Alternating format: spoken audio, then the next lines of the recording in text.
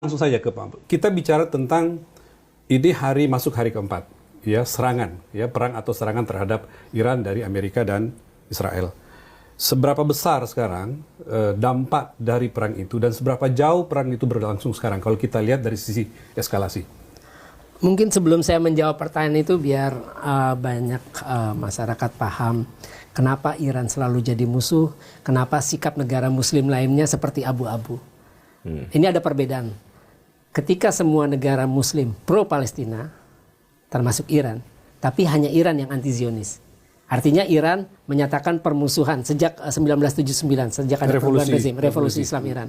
Mereka menyatakan anti-Zionis, mereka pro-Palestina plus anti-Zionis. Artinya mereka menyatakan bermusuhan dengan Israel, otomatis bermusuhan dengan Amerika.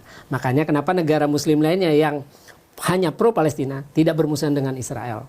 Ya akhirnya kita tahu ada normalisasi perjanjian Ibrahim. Jadi karena mereka tidak bermusuhan secara rezim, ya, tidak menyatakan permusuhan dengan Israel. Jadi Israel bukan dianggap sebagai musuh, meski Israel sebagai penjajah Palestina. Nah terkait dengan, ya karena itulah Iran selalu didiskreditkan, dipropagandakan, termasuk dengan isu nuklir. Padahal setelah kemenangan revolusi Islam Iran pada 1979, pemimpin tertinggi pertama itu Ayatullah Imam Khomeini. Yaitu pemimpin revolusi Islam Iran, mengeluarkan fatwa mengharamkan produksi senjata pemusnah massal, baik itu senjata kimia, senjata biologi maupun senjata nuklir. Ada fatwa dari Khomeini, ada, ya? Dan itu belum pernah dicabut sampai pemimpin tertinggi kemarin meninggal Sabtu pekan lalu. Jadi propaganda itu sebenarnya sudah jelas bahwa itu propaganda palsu karena Iran sudah punya fatwa itu dan itu ditaati sampai sekarang. Nah yang kedua, Iran sudah menunjukkan gestur yang baik. Artinya mau bekerja sama dengan IAEA, Badan Tenaga Atom Internasional, mengizinkan tim inspeksi datang. Untuk datang. Itu udah jelas. Artinya itu kan ada Ali Larijani yang selama ini menjadi utusan. Itu udah jelas.